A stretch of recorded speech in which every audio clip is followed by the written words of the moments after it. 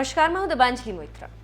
सरकारी नौकरी पाना आज भी युवाओं का सपना होता है, जिसके लिए वो लाख कोशिश भी करते हैं। जिनमें से कुछ को नौकरी मिल भी जाती है, लेकिन इसमें भी हर कोई सफल नहीं हो पाता।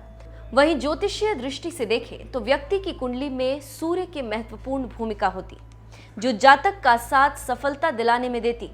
ऐसे में कुंडली में सूर्य का मजबूत स्थिति में होना सरकारी नौकरी की संभावनाएं बढ़ा देता है।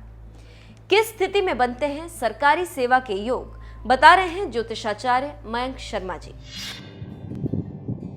नमस्कार दर्शकों, मैं हूं ज्योतिषाचार्य मयंक शर्मा। हमारे YouTube चैनल में आप सभी का बहुत बहुत स्वागत है। दर्शकों, आज हम चर्चा करेंगे सूर्य ग्रह के बारे में। सूर्य ग्रह जो राज सत्ता का कारक है, जो मान सम्मान का कारक है। सूर्य अगर ज्योतिष में देखें तो इसको पंचम भाव का डिपार्टमेंट मिला हुआ है।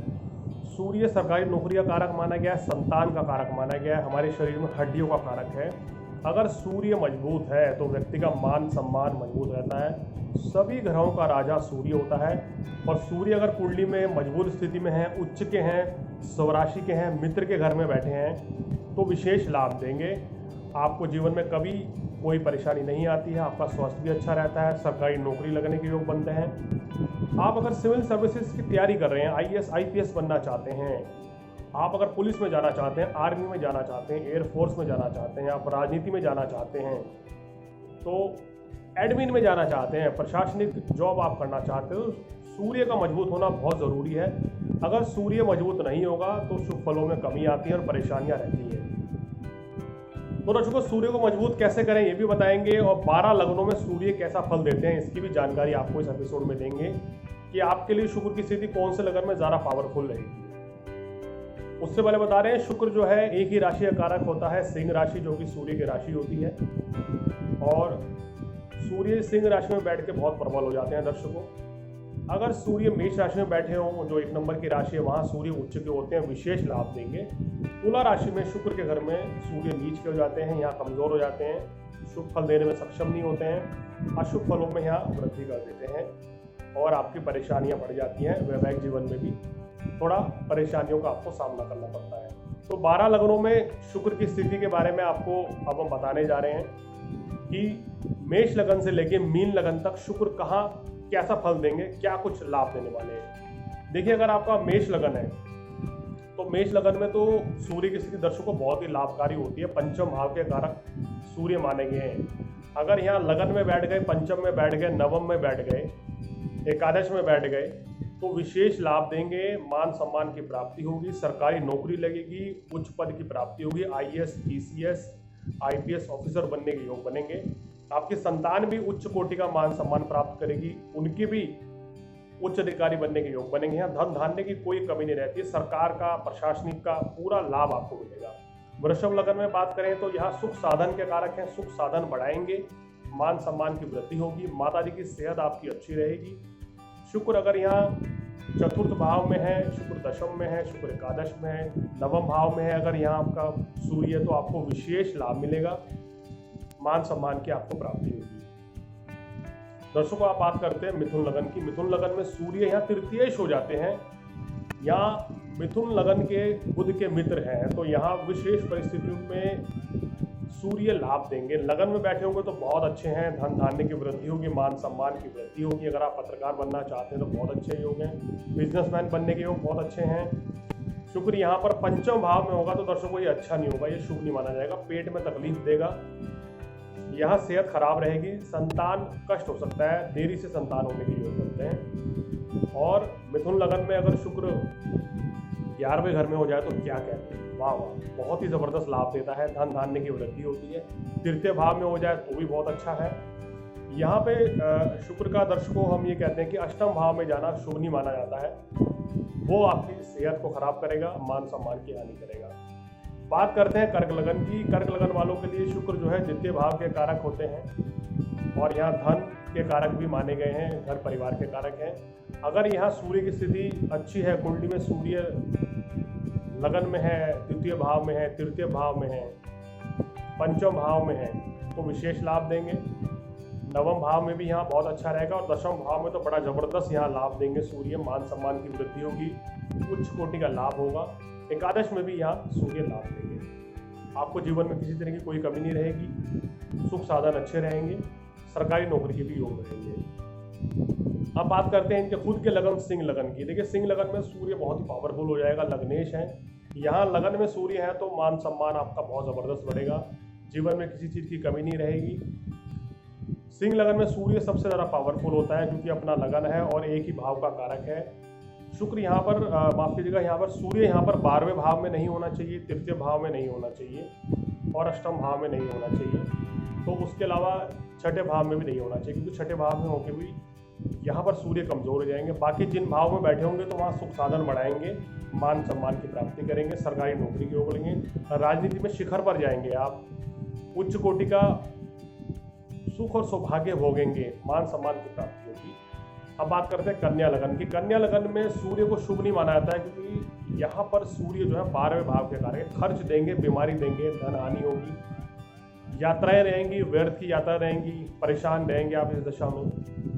अगर कन्या लगन में सूर्य की दशा आ जाए तो आमतौर पर व्यक्ति के जीवन में खर्च ज़्यादा होता है, और अगर सूर्य 12वें भाव का कारक होकर चतुर्थ भाव में हो या जिस भाव में हो उस भाव से संबंधित खर्च होगा। चतुर्थ भाव में होगा तो मकान वाहन पे आप ज़्यादा खर्च करते हैं, सेकंड भाव में होगा तो मित्रों पर, घर परिवार पर ज़्यादा खर्च करेंगे, लगन में होगा तो खुद के ऊपर करेंगे। यहाँ पर ये जो स्थिति है, सूर्य की स्थिति है, कुछ विशेष भावों में ज़्यादा अच्छा फल देती है। जैसे कि अगर हम दर्शकों बात करें अष्टम भाव में दीर्घायु के लिए बहुत अच्छा रहेगा, यहाँ पर दीर्घायु के योग बनेंगे, नवम भाव में अच्छे हैं, दशम भाव में अच्छे हैं, एकादश भाव में भी यहाँ बहुत ही अच्छा फल देते हैं। बात करते हैं तुला लगन की। तुला लगन में शुक्र लाभ के कारक होते हैं, बड़े भाई के कारक हैं, सुख साधन के कारक हैं, मान सम्मान के कारक हैं। यहाँ पर सूर्य विशेष परिस्थिति में लाभ देंगे। अगर यहाँ लगन में बैठ गए तो गले छाती में तकलीफ रहती है, मान सम्मान की हानि होती है, आपका स्वास्थ्य भी ठीक नहीं रहता है। यहाँ बैठना शुक्र का अच्छा नहीं माना जाता है, सूर्य का यहाँ बैठना लगन में शुभ नहीं माना जाता है दर्शकों। और अगर यहाँ पर कुछ विशेष परिस्थितियों में सूर्य लाभ देंगे, जैसे अगर यहाँ एकादश भाव में अपने घर में बैठे हों, दशम में बैठे हों, भाग्य स्थान में बैठे हों या सप्तम भाव में बैठे हों या फिर पंचम भाव में भी हों, तो यहाँ तो यहाँ सूर्य माफ कीजिएगा सबसे ज़्यादा बलवान हो जाएंगे इन भावों में बैठकर, अन्यथा अन्य भावों में इतना शुभ फल नहीं देंगे। अब बात करते हैं वृश्चिक लगन की। वृश्चिक लगन में सूर्य बहुत ही पावरफुल है, यहाँ दशम भाव के कारक हैं। सरकारी नौकरी का जिम्मा वृश्चिक लगन में यहाँ सूर्य के हाथ में है। आपकी सरकारी नौकरी लगेगी या नहीं ये सूर्य तय करेंगे। सूर्य जितने बलवान होंगे, लगन में होंगे, बहुत ही अच्छा है यहाँ दर्शकों।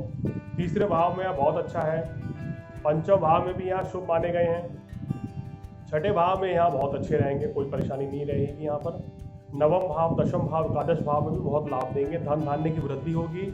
वृश्चिक लगन वालों आपकी सरकारी नौकरी के योग लगेंगे, मान सम्मान भी बहुत अच्छा रहेगा, व्यापारी बहुत अच्छे बनते हैं, अगर व्यापार करेंगे तो विशेष लाभ मिलेगा।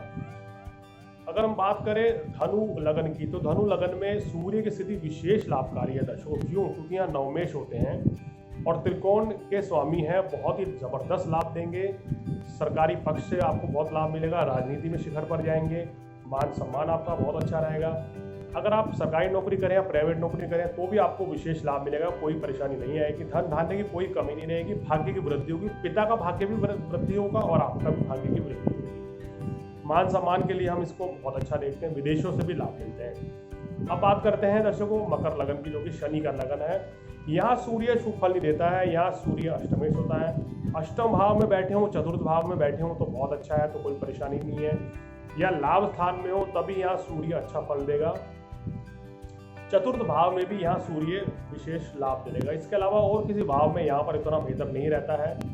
अगर पाप प्रभाव में हो जाए, शनि के प्रभाव में हो जाए, राहु के प्रभाव में हो तो स्वास्थ्य भी खराब रहता है, चंद्रमा भी कमजोर हो तो आयु की भी कमी यहाँ करता है। तो यहाँ थोड़ा सावधान रहना चाहिए। यहाँ पूजा पाठ करनी चाहिए, ओम आदित्य नमः मंत्र का जाप करें, सूर्य को जल दें। कुंभ लगन में भी यहाँ सप्तमेश होकर मार्केश रहते हैं, मिलीजुली स्थिति है। सप्तम भाव में है तो अच्छा है, तृतीय भाव में है तो भी अच्छा है, दशम एकादश में चले गए तो बहुत अच्छा रहेगा, लेकिन नवम भाव में यहाँ बिल्कुल खराब रहेंगे, भाग्य की हानि कर देंगे, पिता का स्वास्थ्य खराब कर देंगे, तो यहाँ भी इतना बढ़िया नहीं रहेगा।